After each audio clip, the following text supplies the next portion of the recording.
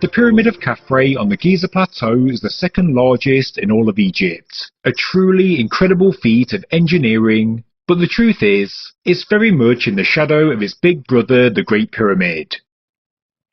Due to the fact it's built on slightly higher ground, to the untrained eye it does look to be taller. And for this reason, and also because of its central position on the Giza Plateau, where from a certain angle you can perfectly frame the head of the Sphinx, it is often mistaken for the Great Pyramid. It is an easy mistake to make, and in all fairness it is only a few meters shorter. It's great in nature, just not in name, and you can even argue it's more impressive to look at, with its 43 courses of fine Chura limestone casing still in place around the top. But below the casing, the exposed core masonry does look far more dilapidated. It doesn't have the tidy step-like appearance we see on the Great Pyramid, where you can count, measure and climb, well, not without permission, each individual course of masonry from the bottom to the top. But what truly makes the Great Pyramid great is the interior, the magnificent and complex layout of passages and chambers, with the ornate 46-metre-long Grand Gallery with its high corbelled ceiling, the unfinished rough and rugged rock-cut subterranean chamber, and the beautifully polished granite-lined King's Chamber. We also have the Queen's Chamber, and although inferior to the King's Chamber in many ways, it does have a number of features that are truly unique, and are still not fully understood today. We also have the 4 small shafts inside the Great Pyramid, 2 of which emanate from the King's Chamber and 2 from the Queen's. These are unique architectural features, their function still uncertain, and we don't find them in any other pyramid at Giza. Or do we? Well, that's the subject of this video, as I take us into the heart of the Khafre Pyramid, to take a look at 2 specific features that are often overlooked. They're noted by tourists, drawn on historic sketches, and on seeing these square holes on the north and south walls of the burial chamber, it's easy to make the connection to the King's and Queen's chambers of the Great Pyramid. So, does the Khafre Pyramid also have small air shafts emanating from the burial chamber? What are these roughly square-shaped holes in the walls? Well, let's take a closer look. Compared to the Great Pyramid, the internal layout of the Khafre Pyramid is more basic, being almost entirely dug into the bedrock. There are 2 entrances into the pyramid, both of which are on the northern side, one in the ground and one on the northern face, both of which open into separate corridors that join up before you reach the central structure, the burial chamber. This chamber is entirely cut from the Giza limestone bedrock. These are not floor slabs, and the walls are not made from stacked blocks of limestone. The room was quarried, and according to Flinders Petrie, who inspected the pyramid well over 100 years ago, defects in the bedrock inside the chamber were patched up with the addition of limestone rocks, and then all of the walls were stuccoed, aka plastered. But the roof is not bedrock, being made with finely fitted limestone beams. The gabled ceiling and the overall beige limestone appearance we see today means the chamber is very reminiscent of the Queen's Chamber in the Great Pyramid, although it is larger in every dimension. We also know it was once plastered. The walls measure 5.24 meters in height, with the gabled ceiling rising to 6.84 meters at the apex. The chamber is 14.15 meters long and 4.97 meters in width. You enter on the northern side, east of the chamber's north-south axis, but what we see today is very different to how it looked when Italian explorer Giovanni Belzoni entered in 1818. As you enter the chamber, you'll notice you're stood on what looks like a platform, as the floor of the eastern end is 40 centimeters higher than the rest of the room.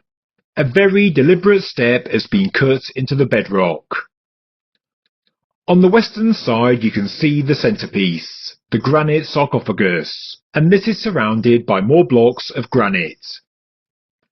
But what's missing between the bedrock platform and the granite coffer is the original limestone pavement, shown on this sketch, and it was made of fine limestone, but it was ripped up by explorer John Shea Perring in the early 19th century. By the time Flinders Petrie entered the chamber, the paving slabs were stacked up at the eastern end. Interestingly, Perring did find some hieroglyphic markings on the underside of the paving stones, as shown here. If the paving stones were still in place, the floor would have been flat and it would have looked visually stunning, with the simple yet beautiful granite sarcophagus sunken into the floor. So why did Perring destroy the pavement? Well, sadly, destructive exploration is what was done in the 19th century, and Perring had a hunch the pavement was hiding a secret passage. The size and layout of the Khafre burial chamber is very reminiscent of the upper chamber in the pyramid of Menkaure. They're both 27 cubits long, both have their entrances on the northern side, 5 cubits from the eastern wall, and it is thought that this space in the Menkaure pyramid was the original planned location for the sarcophagus, positioned at the western end. The main difference between the two is the descending passageway in the floor in Menkaure's chamber. If you look at the two side by side in this diagram created by Keith Hamilton, you can see the position of the descending passageway in Menkaure's chamber matches up with the position of the limestone paving in Khafre's. So, Perring had a hunch, and it does look to be a fair assumption. So, the floor was ripped up, but he found nothing. He also dug below the sarcophagus, but again, he found nothing. But even after all of this, he still believed that this room was not Khafre's burial chamber, and that's probably because of his knowledge of the internal layout of Menkaure's pyramid, which is far more complex. There are also other architectural features to note, such as this somewhat neat pit against the southern wall, sunken into the floor, and this is thought to have once held a canopic chest. Here's an example of a canopic chest from the 4th dynasty. It belonged to Heta Perez, the mother of Khufu and grandmother of Khafre, and it was discovered in tomb G7000X, located next to the Great Pyramid. Although the walls are cut from the Giza bedrock, as stated, the gabled ceiling is made from large blocks of limestone, and the work really is of the finest quality.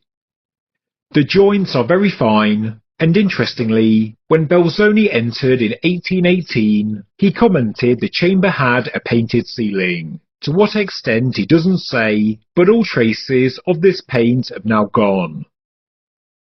Regarding the pavement, even before Perring ripped up the floor, Belzoni noted that many of the stones had been removed from their place, and that's because we know the chamber was entered into hundreds of years ago, because historic graffiti was found on the walls.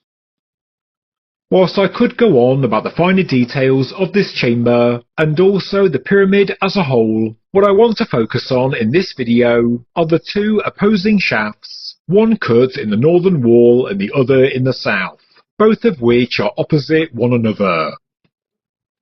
Now when we look at the King's Chamber, the heart of the Great Pyramid, we see a somewhat empty rectangular room with an entrance on the north wall, a granite coffer at the western end, and two small shafts in the northern and southern walls. Then we look at the Khafre burial chamber, the heart of the second pyramid, and again we have a somewhat empty rectangular room with an entrance on the northern wall, a granite coffer at the western end, and two small shafts in the northern and southern walls. Therefore, because of these similarities, it is easy for our brains to make a connection, and with both chambers having small shafts cut into the northern and southern walls, with the pyramids apparently built by father and son, and positioned right next to each other, well surely these shafts in both pyramids had a similar function. Like, whatever they are, must be some 4th dynasty standard for the main burial chamber of a pyramid. but it's only when we look at them in detail and refer to books from 200 years ago that we start to see the clear differences. For a start, there is an obvious difference in their positioning, being much higher up the walls in the Khafre Pyramid. Situated nearly 4 meters above the floor, you can't see into them without the use of a ladder, whilst the shafts in the Great Pyramid King's Chamber are accessible, being just over 1 meter from the floor. The openings of the shafts in the Khafre Pyramid are also much larger in comparison, in both height and width, as shown here. In the Great Pyramid, the shafts also go on for some distance, with the King's Chamber shafts running all the way through the core masonry and exiting the pyramid, hence their interpretation as air shafts. But the shafts in the Khafre Burial Chamber are just 29 centimeters and 34 centimeters deep respectively. Other reports say they're 33 centimeters and 43 centimeters in depth, but either way they don't go deep into the limestone. And according to Flinders Petrie, the backs of the holes are quite irregular, and to him they looked unfinished. Of course, it's also possible they were never meant to be finished. So although we can see some cosmetic similarities between the two chambers in the two pyramids, the differences in the shafts are clear to see, and in my opinion, they didn't have the same function. I'll explain why. In the Great Pyramid, the shafts were not an afterthought. Specific shaft blocks were shaped and used from start to finish in all 4 shafts. They were part of the architectural plan from the get-go. You could never build an enormous pyramid and cut tiny shafts all the way through after it was built. It just wasn't possible. So, if the Khafre Pyramid architectural plan was for it to have small shafts running from the burial chamber all the way to the outside, well, they would have had to have been partly cut into the bedrock and partly made with masonry, because remember, the burial chamber is cut into the bedrock. This means that before the core masonry of the Khafre Pyramid was laid down on top, the beginnings of the shafts, the parts in the bedrock, would have had to have been finished to the point where they intersect with the masonry, so that you could lay down specific shaft blocks to line up perfectly when you build the pyramid. The fact the 2 holes are just 29 centimeters and 34 centimeters deep says to me the architect of the pyramid either changed his mind early on, or for me what's more probable is that these shafts were never intended to be pyramid air shafts. And remember, Petrie did say that any defects in the walls were filled with stones, and then the walls were plastered over to create a perfect finish. With that in mind, if these were planned to be air shafts, a project that started but was then scrapped, these holes would surely have been filled in and plastered over. This to me says they're not air shafts, and the holes in the walls did have a different function. To understand what's going on, we have to look to the Pyramids and Temples of Giza by Flinders Petrie, published in 1883, where he notes there were 2 vertical red construction lines drawn on both the northern and southern walls, emanating from the edges of each hole. These look to be guidelines, because further down each wall, it looks like another square opening has been marked out, to line up with the ones higher up, ready to be chiselled out. These marked out squares begin 2 meters above the floor, and so they're still higher than the shaft openings in the Great Pyramid King's Chamber. Interestingly, the guidelines, and hence the position of the openings and the ones marked out in red, are precisely at the point where the pavement begins in the burial chamber, at the step we see today, and I for one agree with the explanation from Keith Hamilton, which he writes in his fantastic guide to the Khafre Pyramid that I've linked below. The most likely explanation for the holes, guidelines and marked out squares is to create a dividing wall in the burial chamber. You would have 2 wooden beams running across, and this would have supported a lightweight partition, maybe made of wood, and this would have been plastered over and possibly painted. As stated, The two marked out red squares are 2 meters from the floor, so there is plenty of room to insert a doorway inside the partition so you didn't hit your head on the wooden beam above.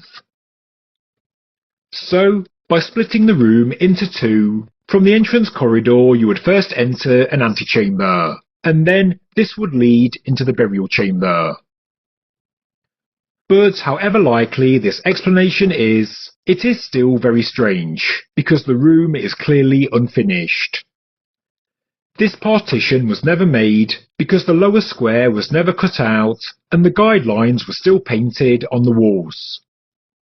So how could the burial chamber, the heart of the second biggest pyramid in Egypt, cut into the bedrock before the pyramid above was even constructed, be unfinished? Yet the evidence suggests it is. Therefore, it does seem plausible that this partition was a very late addition to the chamber. Maybe the original plan was to have a simple limestone room with a freestanding sarcophagus at the western end. But then there was a change in plan to make it more elaborate, to quarry down further and install a beautiful paved floor, complete with a sunken sarcophagus, with a partition to turn the space into 2 rooms. Alternatively, the changes to the burial chamber could have been done much later, maybe as late as the 18th, 19th, 21st or 26th dynasties, because we know that inside the sarcophagus there was only found the remains of a bull and not those of King Khafre, showing that this chamber had more than one phase of use. The structures on the Giza Plateau would no doubt have been looted and the mummies desecrated, and that would have happened long before any 19th century explorer came along, maybe as early as the first intermediate period, just after the Old Kingdom. We also know that many later kings renovated and modified existing structures and also built new ones at Giza, like Amenhotep II's new Sphinx Temple and the 18th dynasty Temple of Isis. Ramesses the Great also took stone from Giza monuments, including the Khafre Pyramid itself, to modify old and build new structures in Memphis.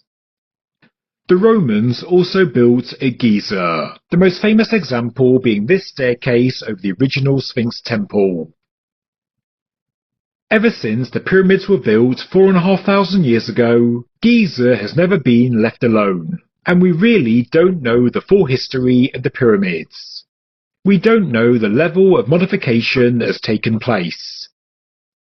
People say the pyramids are not tombs because there were no mummies or hieroglyphs inside, but the same people fail to mention the fact that Al-Idrisi said the ceiling of the Queen's Chamber of the Great Pyramid was originally painted when he entered, and that the ceiling of the Khafre burial chamber was also painted, as seen by Giovanni Belzoni, and that the entire chamber was originally plastered, as noted by Petrie.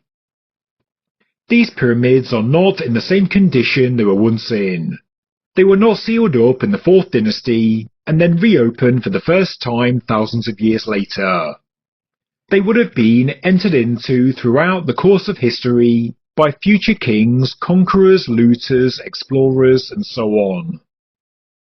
They've changed so much in just 200 years, so imagine how much has changed and also disappeared in the 4,300 years before. The holes in the walls of the Khafre Pyramid burial chamber are another pyramid mystery, another unknown. But because it looks like there was meant to be 2 holes in each wall, and lining up precisely with the step we see today, aka the beginning of the limestone pavement, well, to me these holes are surely construction related, and the most logical interpretation is they were meant to hold wooden beams, and these would have supported a partition. Work that was started but never finished, sometime after the pyramid was built. Maybe just after, or maybe hundreds and hundreds of years later. With the Khafre Pyramid always being in the shadow of the Great Pyramid, it doesn't get the attention or exploration it deserves, and there are many anomalies and unknowns associated with it.